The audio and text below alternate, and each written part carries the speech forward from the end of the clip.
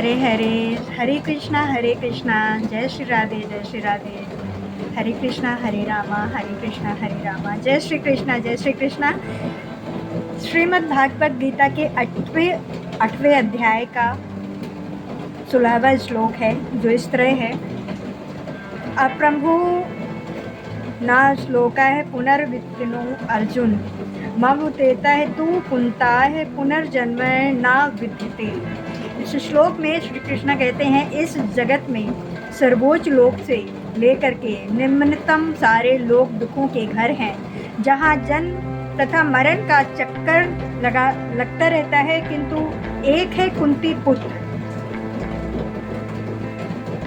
पुत्र जो मेरे धाम को प्राप्त कर लेता है, वो फिर कभी भी जन्म नहीं लेता है। कुंती पुत्र अर्जुन को संबोधित करते हैं कृष्णा। इसका तात्पर्य है, कहते हैं समस्त योगियों को, चाहे वे कर्म योगी हों, ज्ञान योगी हों या हठ योगी हों, अतः भक्ति योग या कृष्णा भवनामृत में भक्ति की प्रसिद्धि प्राप्त करनी होती है, तभी वे कृष्णा के दिव्य धाम को जा सकते हैं, जहाँ से वे फिर कभी भी वापस नहीं आते हैं। किंतु जो सर्वोच्च भौतिक लोकों को अर्थात देवलोकों को प्राप्त होता है, वो उसका पुनर्जन्म होता रहता है। जिस प्रकार इस पृथ्वी के लोग उच्च लोकों को जाते हैं, उसी तरह ब्रह्मालोक, चंद्रलोक तथा इंद्रलोक जैसे उच्च लोकों से लोग पृथ्वी पर गिरते रहते हैं। छंदोग्य उपनिषद में इस पंचअग्नि विद्या का विद्यमान है, उसमें मनुष्य ब्रह्मलोक को प्राप्त कर सकता है, किंतु यदि ब्रह्मलोक में वो कृष्णा भवनामृत का अनुशीलन नहीं करता है, तो उसे पृथ्वी लोक में फिर से लौटना पड़ता है।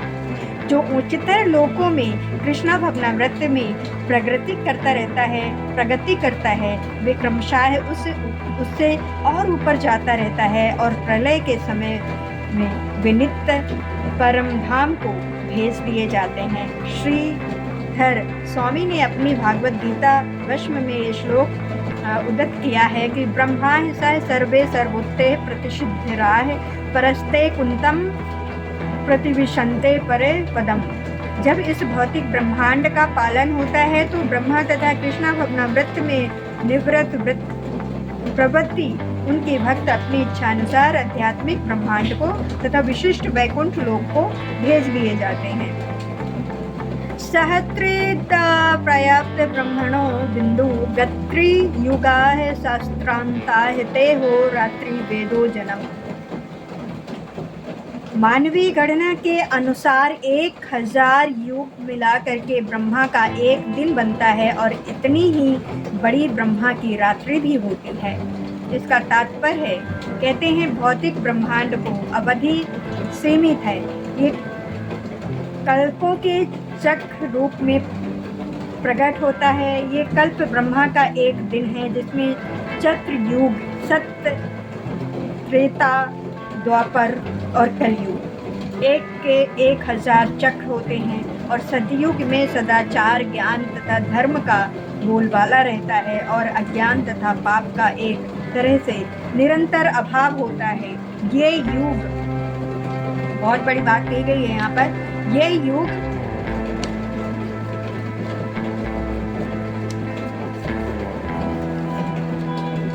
जो कि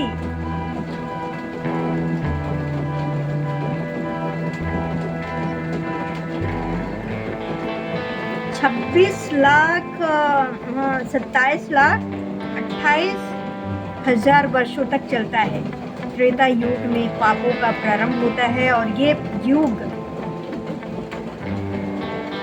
12,99,000 वर्षों तक चलता है। द्वापर युग सदाचार तथा धर्म का हंस होता है, और पाप बढ़ते रहते हैं। ये युग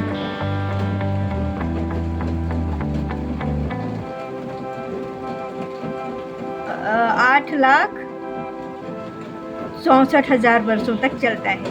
तो सबसे अंत में कलयुग, जिसे हम विगत 4000 वर्षों से भोग रहे हैं, अतः इस युग में कलह, अज्ञान, अधर्म तथा पाप का एक प्रधानता रहता है और सदाचार का प्रलिप हो जाता है। और ये योग जो कि 4,32,000 वर्षों तक चलता है, इस योग में पाप यहाँ तक बढ़ जाते हैं कि इस योग के अंत में भगवान स्वयं कलिक अवतार धारण करते हैं, असुरों का संहार करते हैं, भक्तों की रक्षा करते हैं और दूसरे सतयुग का शुभारंभ होता है।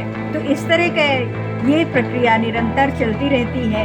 ये चारों युग एक सहस्त्र चक्र पार कर लेने पर ब्रह्मा के एक दिन के मूल्य होते हैं, इतने ही वर्षों की उनकी एक रात्रि होती है।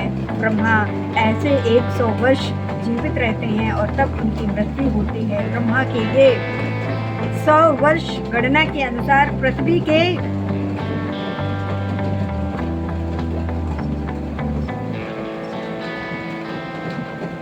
लाख मतलब कि 31 अरब 40 करोड़ वर्ष के तुल्य है, किंतु नित्यता की दृष्टि से ये बिजली की चमक जैसी अल्प है। कर्णाव में असंख्य ब्रह्मा अटलिक सागर में पानी के बुलबुलों के समान प्रकट होते हैं और लोप रहते हैं, और ब्रह्मा तथा उनके सृष्टि भौतिक ब्रह्मांड के अंग फल स्वरूप निरंतर परिवर्तन होते रहते हैं। इस भौतिक ब्रह्मांड में ब्रह्मा भी जन्म द्वारा रोग तथा मरण की प्रक्रिया से अछूत नहीं है, किंतु चूंकि ब्रह्मा इस ब्रह्मांड की व्यवस्था करते हैं, इसीलिए वे भगवान की प्रत्यक्ष सेवा में लगे रहते हैं। फलस्वरूप उन्हें तुरंत मुक्ति प्राप्त हो जाती है। यहाँ तक कि सिद्ध सन्यासियों को भी ब्रह्मा लोक भेजा जाता है, जो इस ब्रह्मांड का सर्वोच्च लोक है, किंतु काल क्रम से ब्रह्मा और ब्रह्मलोक के सारे वापसी प्रवृत्ति के नियम अनुसार मरणशील होते हैं। अव्यक्ताय भक्ताय सर्व प्रभाते रंग में त्रयंग प्रीणताय त्रया सर्वज्ञान। ब्रह्मा के दिन के शुभारंभ में सारे जीव अव्यक्त अवस्था से मुक्त होते हैं और फिर जब रात्रि आती है तो वे पुनः अव्यक्त में लीन हो जाता है। भूत ब्रह्मा ऐसा है वह प्रलीयन्ते रात्रियावंशाय प्रथा प्रभाते रंगम। जब ब्रह्मा का दिन आता है तो सारे जीव प्रकट होते हैं और ब्रह्मा की रात्रि होती है तो वे असहायत लीन हो जाते हैं। इसका तात्पर्य है अल्प ज्ञानी पुरुष जो इस भौतिक जगत में बने रहने चाहते हैं उच्चतर लोक को प्राप्त कर सकते हैं, किंतु उन्हें पुनः इस धर्म लोक पर आना होता है। वे ब्रह्मा का दिन होने पर इस जगत के उच्चतर तथा निम्न लोकों में अपने कार्यों का प्रदर्शन करते हैं, किंतु ब्रह्मा की रात्रि होते ही वे विनिष्ट हो जाते हैं। दिन में उन्हें भौतिक कार्यों के लिए नाना शरीर प्राप्त रहते हैं, किंतु रात्रि के होते ही उनके शरीर विष्णु के शरीर में विलीन हो जाते हैं। वे पुनः ब्रह्मा का दिन आने पर प्रकट होते हैं। भूतवाह प्रलीयन्ते। दिन के समय वे प्रकट होते हैं और रात्रि के समय वे पुनः विनिष्ट हो जाते हैं। अंतर्भूतवाह। जब ब्रह्मा का जीवन समाप्त होता है तो उन सब का संहार हो जाता है और वे करोड़ों वर्षों तक अप्रकट रहते हैं। अन्य कल्प में वो ब्रह्मा का पुनर्जन्म होने पर वे पुनः प्रकट होते हैं। इस प्रकार वे भौतिक जगत के जादू से मोहित रहते हैं, किंतु जो ब्रह्मा बुद्धि व्यक्ति कृष्ण भवना वाहित में स्वीकृत कर लेता है वे इस मनुष्य जीवन का उपयोग भोगने की भक्ति करने में तथा हरे कृष्णा मंत्र के कीर्तन में बिताते हैं। इस प्रकार वे इसी जीवन में कृष्णा भवना लोक को प्राप्त होते हैं और वहाँ पर पुनर्जन्म के चक्कर से मुक्त होकर के सतत आनंद का अनुभव करते हैं। परस्तम तु भाव यो व्यक्तो व्यक्तस्तनान यस्साह सर्वोतय भूतेषु नस्यासु न विष्णा विनाशयाति। इसके अतिरिक्त एक अन्य अव्यक्त प्रकृति है जो शाश्वत है और इस व्यक्त तथा अव्यक्त पदार्थ से परे है, और ये पारा श्रेष्ठ और कभी नाश ना होने वाली। जब इस संसार का सब कुछ लय हो जाता है तब भी उसका नाश नहीं होता है। इसका तात्पर्य है कृष्णा की पारा शक्ति दिव्य और अशाश्वत है। ये उस भौतिक प्राकृतिक के समस्त परिवर्तनों से परे है जो ब्रह्मा के दिन के समय व्यक्त और रात्रि के समय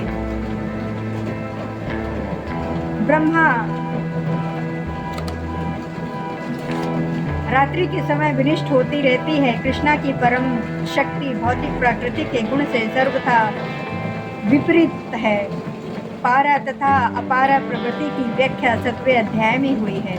अब उक्तछाय इच्छा उस्तमाना है परम गतिमाय यह प्रहना निवर्ते ततम परम मम, जिसे वेदानी अप्रकट तथा अविनाशी बताते हैं। जो परम गंतव्य जिससे प्राप्त कर लेने पर कोई वापस नहीं आता है, वही मेरा परम धाम है।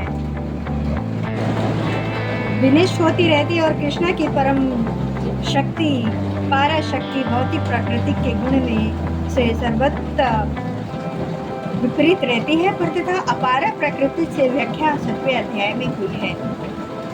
अव्यय भक्तुच्छराय इच्छा सतम महो परम गतिम यम प्रायम न निर्वर्तते सद्धम परम मम, जिस वेदांती अप्रगट तथा अविनाशी बताते हैं, जो परम गंतव्य है जिसे प्राप्त कर लेने पर कोई वापस नहीं आता है, वही मेरा परम धाम है। इसका तात्पर्य है, श्री कृष्ण कहते हैं अर्जुन से, परम ब्रह्मा संहिता में भगवान कृष्ण के परम धाम को चिंतामणि धाम कहा गया है, जो ऐसा स्थान है जहाँ सारी इच्छाएं पूरी होती हैं। भगवान कृष्णा का परम धाम गोलोक वृंदावन कहलाता है और वो परम पारस मणि से निर्मित प्रसादों से युक्त है। वहाँ पर वृक्ष भी हैं जिन्हें कल्प रूप कहा जाता है, जो इच्छा होने पर किसी भी तरह का खाद्य पदार्थ प्रदान करने वाले हैं। वहाँ गायें भी हैं जिन्हें सुरभि गायें कहा जाता है और वे अनंत दुगंध देने वाली हैं। इस माधव में भगवान की सेवा के लिए लाखों लक्ष्मियां हैं। वे आदि भगवान गोविंद तथा समस्त कारणों के कारण कहलाते हैं और भगवान बंशी बजाते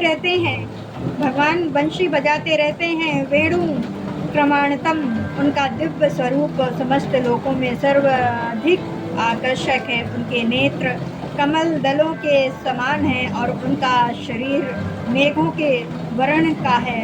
वे इतने रूपवान हैं कि उनका सौंदर्य हजारों कामदेवों को मात करता है। वे पित्त वस्त्र धारण करते हैं। उनके गले में माला रहती है और केशों में मोर का पंख लगे रहते हैं। भागवत गीता में भगवान कृष्ण अपने निजी धाम गोलोक वृंदावन का संकेत मात्र करते हैं, जो आध्यात्मिक जगत में सर्वश्रेष्ठ लोक है। इसका विशद वृंततम ब्रह्मा साहित्य में मिलता है और वैदिक ग्रंथ कंठोपनिषद में बताते हैं कि भगवान का धाम सर्वश्रेष्ठ है और यही परम धाम है। और पुरुष पत्र पर चिकित्सा कष्टा परम गति, एक बार वो वहाँ पहुँच करके फिर से भौतिक संसार में वापस नहीं आना होता है। कृष्ण का परम धाम तथा स्वयं कृष्ण अभित्र हैं, क्योंकि वे दोनों एक से गुण वाले हैं। आध्यात्मिक आकाश में स्थित इस लोक वृंदावन की प्राकृतिक वृंदावन इस पृथ्वी पर दिल्ली से 60 मील दूर पूर्व स्थित जब कृष्णा ने इस पृथ्वी पर अवतार ग्रहण किया था, तो उन्होंने इसी भूमि पर, जिसे वृंदावन कहते हैं और जो भारत मथुरा जिले के 84 वर्ग मील में फैला हुआ है, क्रीड़ा की थी। पुरुष साह पारा है पदार्थ है, भक्ता है लाभ है संता है स्थानीय भूतनी यानी सर्वविद्या है तमम। भगवान जो कि सबसे महान है, अनंत भक्ति द्वारा ही प्राप्त किए जा सकते हैं। यद्यपि वे अपने धाम में विराजमान रहते हैं, जो भी वे सर्वव्यापी हैं और उनमें सब कुछ स्थित है। इसका तात्पर्य है, यहाँ ये स्पष्ट बताया गया है कि जिस परम धाम से फिर लौटना नहीं होता है, वहाँ पुरुष कृष्ण का धाम है। ब्रह्मा संहिता में इस परम धाम को अनित्य रस कहा गया है, जो ऐसा स्थान है जहाँ सभी वस्तुएं परम आनंद से पूर्ण है। जितनी भी विशिष्टता प्रकार होती है, वो सब इसी परम नंद का गुण है। यहाँ कुछ भी भौतिक नहीं है। ये अविधता भगवान के विस्तार के साथ ही विस्तृत हो जाती है, क्योंकि वहाँ की सारी अभिव्यक्ति परम शक्तियों के कारण है। जैसा कि 7वें अध्याय में बताया गया कि यहाँ तक कि भौतिक जगत का प्रश्न है। यद्यपि भगवान अपने धाम में ही सदैव रहते हैं, तो भी वे अपनी भौतिक शक्ति मायम द्वारा सर्वव्यापक हैं। इस प्रकार वे अपनी पारा तथा अपारा शक्तियों द्वारा सर्वत्र भौतिक तथा आध्यात्मिक दोनों ब्रह्मांडों में उपस्थित रहते हैं। यह समन्ताः स्थाने का अर्थ है कि प्रत्येक वस्तु उनमें या उनकी पारा या अपारा शक्ति में निहित है। इन्हीं दोनों शक्तियों के द्वारा भगवान सर्वव्यापी हैं और कृष्ण परंपरा में अव्यक्त वैकुंठ लोकों में भक्ति के द्वारा ही प्रवेश है। जैसे कि भक्त्याः शब्द द्वारा सूचित होता है, किसी अन्य विधि से परम धाम की प्राप्ति संभव नहीं है। वेदों में गोपाल तापनी उपनिषद भी परम धाम तथा भगवान का वर्णन मिलता है। इसको वाशी सर्वगाह कृष्णा, उसे धाम में केवल एक भगवान रहता है जिसका नाम कृष्ण है। वो अत्यंत दयालु विग्रह हैं और एक रूप में स्थित होकर भी वे अपने को लाखों अंशों में विस्तृत करते रहते हैं। और वेदों में भगवान की उपमा उस शांत वृक्ष से दी गई है जिसमें नाना प्रकार के फूल तथा फल लगे हैं और जिसकी पत्तियां निरंतर बदलती रहती हैं। वैकुंठ लोक की अध्यक्षता करने वाले भगवान के स्वयं चतुर्भुज हैं और विभिन्न नामों से विख्यात हैं। पुरुषोत्तम, त्रिविक्रम, केशव, माधव, अनिरुद्ध, हरिकेश, संकृष्ण, पद्मन, श्रीधर, वासुदेवाय, दामोदर, आनंदर, नारायणाय, वरुण, पद्मनम आदि। तो श्री कृष्ण के इतने सारे नाम हैं। ब्रह्मा साहित्य में भी पुष्टि हुई है कि यद्यपि भगवान निरंतर परमात्मा लोकों गोलक वृंदावन में रहते हैं, किंतु वे सर्वव्यापी हैं ताकि सब कुछ सुचारू रूप से चलता रहे।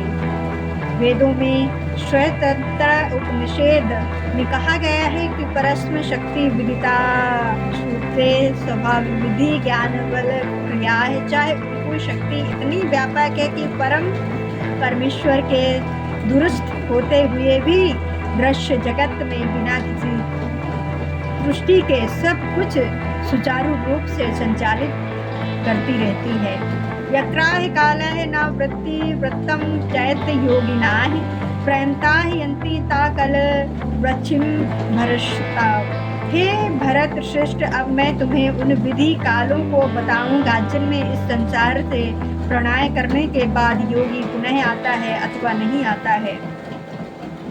इसका तात्पर्य है, परमेश्वर के अन्यायपूर्ण शरणगत भक्तों को इसकी चिंता रहती है कि वे कब और किस तरह शरीर को त्यागेंगे।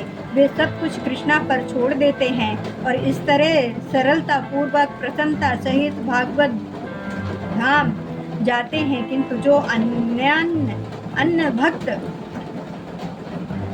नहीं है और कर्म योग, ज्ञान योग तथा हठ योग जैसे आत्म साक्षात्कार की विधियों पर आश्रित रहते हैं, उन्हें उपयुक्त समय में शरीर त्यागना होता है जिससे वे अस्वस्थ हो सकें कि इस जन्म मृत्यु वाले संसार में उनको लौटना होगा या नहीं।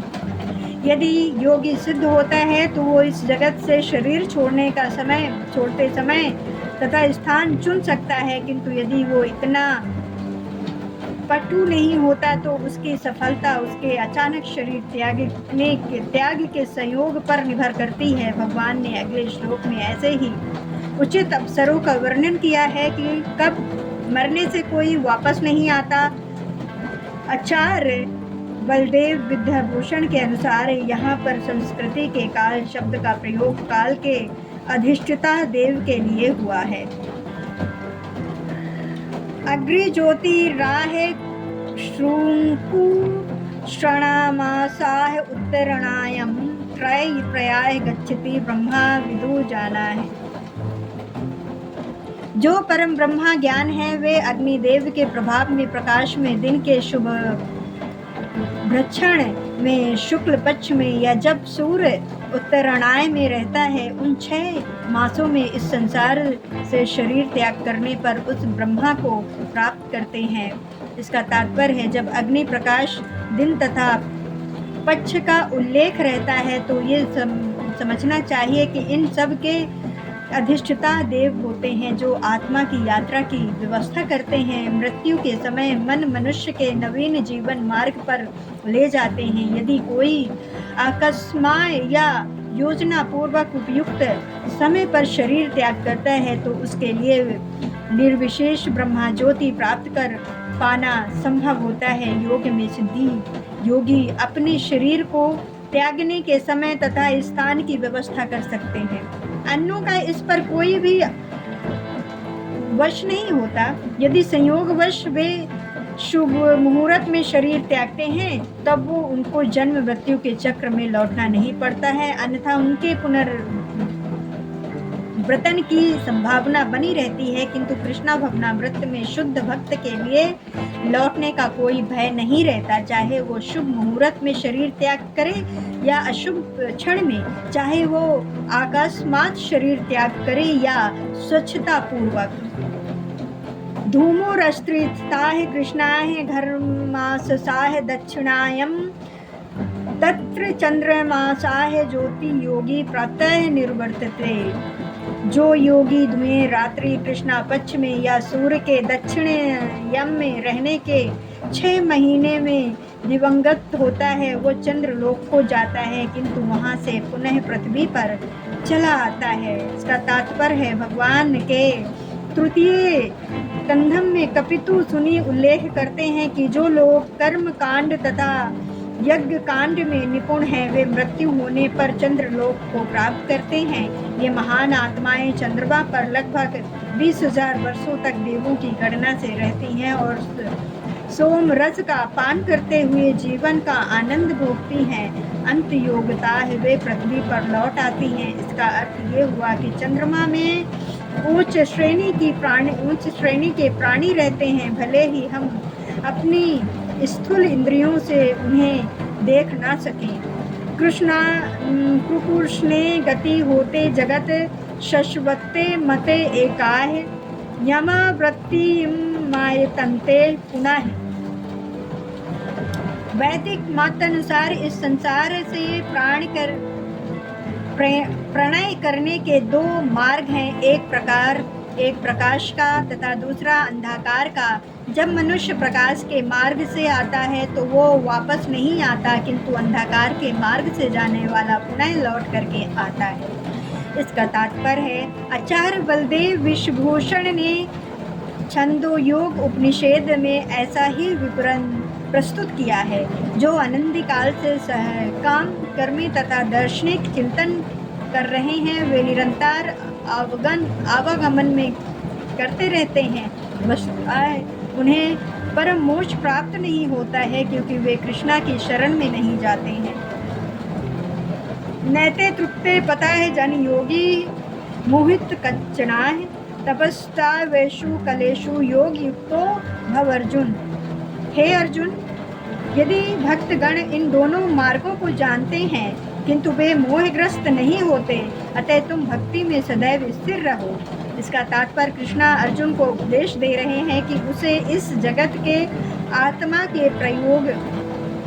के प्रणय करने की विभिन्न मार्गों को सुन करके विचलित नहीं होना चाहिए। भागवत गीता को इसकी चिंता नहीं होनी चाहिए कि वो स्वच्छता से मरेगा या दैव शांत भक्त को कृष्ण भवनामृत में दृढ़ता पूर्वक स्थिर रह करके हरे कृष्णा का जाप करना चाहिए।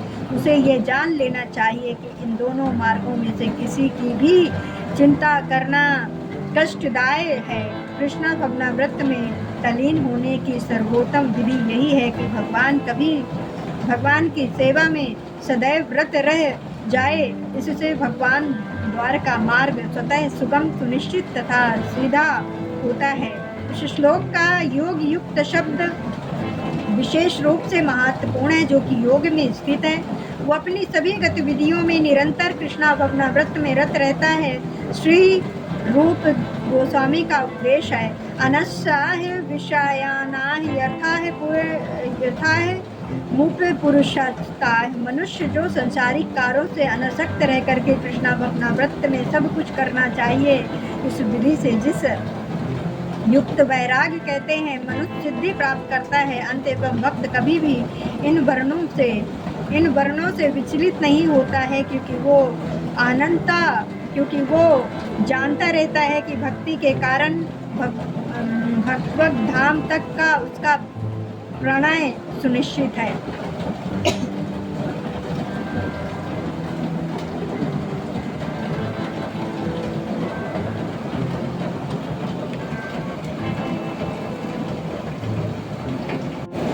वीरेषु यज्ञेषु तपस्सु चैव दानेषु यतो फलाः प्रतिष्ठितं यत्तु तदा विद्यं विदिताः योगी परिस्थान पुरोहितं यतम्। 27वां ये है 27वां श्लोक 8वें अध्याय का। जो व्यक्ति भक्ति मार्ग स्वीकार करता है वो वेद अध्ययन, तपस्या, दान, दर्शन तथा सकाम कर्म करने से प्राप्त होने वाले फलों में वंचित नहीं होता है। वो मात्र भक्ति संपन्न करके ज्ञान समस्त फलों की प्राप्ति करता है और अंत में परम निधाम को प्राप्त होता है। इसका तात्पर्य है, श्लोक में 7वें तथा 8वें अध्याय का उपहास करा है, जिनमें कृष्ण भवनामृत तथा भक्ति का विशेष वर्णन है। मनुष्य को अपने गुरु के निर्देशन में वेद अध्ययन करना होता है, उन्हीं के आश्रम में रहते हुए तपस्या करनी होती है। ब्रह्मचारी को गुरु के घर में एक दास की भांति रहना पड़ता है और द्वार द्वार भिक्षा मांग करके गुरु के पास लाना होता है। उसे गुरु के आदेश पर ही भोजन करना होता है, और यदि किसी दिन गुरु शिष्य को भोजन करने के लिए बुलाना भूल जाए तो शिष्य को उपवास करना होता है। ब्रह्मचार्य पालन के ये कुछ वैदिक नियम हैं। अपने गुरु के आश्रम में जब छात्र 5 से 20 वर्ष तक वेदों का अध्ययन कर लेता है तो वो परम चरित्रवान बन जाता है। वेदों का अध्ययन धार्मिक के मनोरंजन के लिए नहीं अपितु चरित्र निर्माण के लिए है। इसीलिए प्रशिक्षण के लिए ब्रह्मचारी को गृहस्थ जीवन में प्रवेश करके विवाह करने की अनुमति दी जाती है।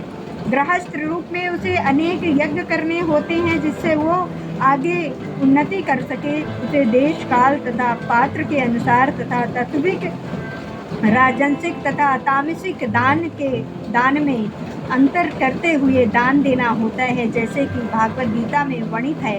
गृहस्थ जीवन के बाद वनप्रस्थ आश्रम ग्रहण करना पड़ता है, जिसमें उसे जंगल में रहते हुए वृक्षों की छाल पहन करके तथा क्षौर कर्म आदि किए बिना कठिन तपस्या करनी होती है। इस प्रकार मनुष्य ब्रह्मचार्य, गृहस्थ, वनप्रस्थ तथा अंत में संन्यास आश्रम का पालन करते हुए जीवन की सिद्धावस्था को प्राप्त होता है। तब उनमें से कुछ स्वर्ग लोक को जाते हैं, और यदि वे और अधिक उन्नति करते हैं तो अधिक उच्च लोक को जाते हैं। तो वो निष्विशेष ब्रह्मा ज्योति को या तो वैकुंठ लोक या कृष्णा लोक को जाते हैं। वैदिक ग्रंथों में इसी मार्ग की रूपरेखा प्राप्त होती है, किंतु कृष्णा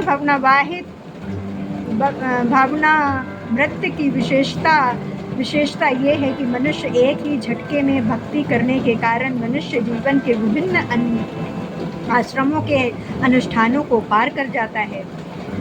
इंदाह विदिताह शब्दों सूचित करते हैं कि मनुष्य को भागवत गीता के इस अध्याय में तथा 7वें अध्याय में दिए हुए कृष्णा के उपदेशों को समझना चाहिए। उसे विदत्ता या मनोधर्म के इन दोनों अध्यायों को समझने का प्रयास नहीं करना चाहिए, अपितु भक्तों को संगति से श्रवण करके समझना चाहिए। 7वें से लेकर के 12वें तक के अध्याय भागवत गीता के सार रूप में है। प्रथम 6 अध्याय तथा अंतिम 6 अध्याय इन मध्यवर्ती 6 अध्यायों के लिए आवरण मात्र है, जिनकी सुरक्षा भगवान करते हैं। यदि कोई गीता के इन 6 अध्यायों को भक्त की संगति में भली भांति समझ लेता है तो उसका जीवन समस्त तपस्याओं, यज्ञों, दानों, चिंतनों को पार करके महिमा मंडित हो उठेगा, क्योंकि केवल कृष्णा भवनामृत के द्वारा उसे इतने कर्मों का फल प्राप्त हो जाता है। क्योंकि केवल कृष्ण भवनामृत के द्वारा उसे इतने कर्मों का फल प्राप्त हो जाता है जिसे भागवत गीता में तनिक भी श्रद्धा नहीं है। उसे किसी भक्त के भागवत गीता समझनी चाहिए, क्योंकि चौथा अध्याय के प्रारंभ में ही कहा गया है कि केवल भक्तगण की गीता को समझ सकते हैं, अन्य कोई भी भागवत गीता के अप्रिय को नहीं समझ सकता है। अतः मनुष्य को चाहिए कि वो किसी भक्त से भागवत गीता पढ़े, धर्मियों से नहीं। ये श्रद्धा का सूचक है। जब भक्त की खोज की जाती है और अतः भक्त की संगति प्राप्त हो जाती है, उसी क्षण से भागवत गीता का वास्तविक अध्ययन तथा उसका ज्ञान प्रारंभ हो जाता है। भक्त की संगति से भक्ति आती है और भक्ति के कारण कृष्ण या ईश्वर तथा कृष्ण के कार्य कलापों, उनके रूप, नाम, लीलाओं आदि से संबंधित सारे भ्रम दूर हो जाते हैं। इस प्रकार भ्रमों के दूर हो जाने पर वह अपने अध्ययन में स्थिर हो जाता है। तब उसे भागवत गीता के अध्ययन में रस आने लगता है और कृष्णा भवनावाहित होने की अनुमति होने लगती है। आगे बढ़ने पर वो कृष्णा के प्रेम में पूर्णताय अनुरक्त हो जाता है। ये जीवन की सर्वोच्च सिद्धि अवस्था है जिससे भक्त कृष्णा के धाम गोलोक वृंदावन को प्राप्त होता है, जहाँ वो नित्य सुखी रहता है। इस प्रकार श्रीमद् भागवत गीता के 8वें अध्याय भागवत प्राप्ति का भक्ति वेदांत तात्पर्य पूर्ण हुआ। जय श्री कृष्णा, जय श्री कृष्णा, जय श्री राधे राधे। हरे कृष्णा हरे राधे हरे राधे। राधे राधे राधे राधे। जय श्री कृष्ण, हरे रामा हरे कृष्णा हरे रामा हरे। जय श्री कृष्ण, राधे राधे।